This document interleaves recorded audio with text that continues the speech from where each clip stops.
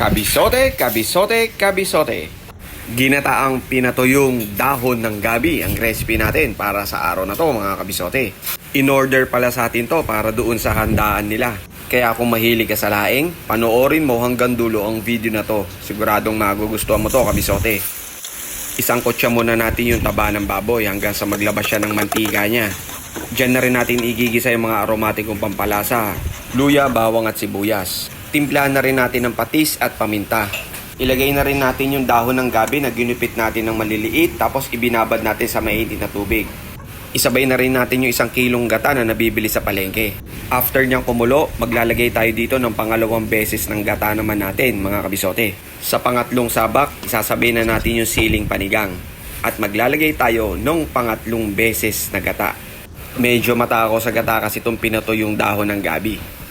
Fast forward, ilagay na natin yung mga alimasag. At syempre, yung pampinali natin na gata. Ayan, kabisote, napakalinamnam yan. Ewan ko na lang kung di pa lumasa yung gata dyan. Mas masarap kasi sa laing talaga yung lasang-lasa mo yung gata. Yung iba, pinagmamantiga talaga nila. Pero kay kabisote, ayos na yung ganyan. Kung nagustuhan mo at nakatulong sa'yo ang video na to, paki-follow, like, and share mo na rin para makatulong din sa iba ang mga simpleng recipe ni Kabisote. O ano pang hinihintay mo, Kabisote? Tara, kakain na!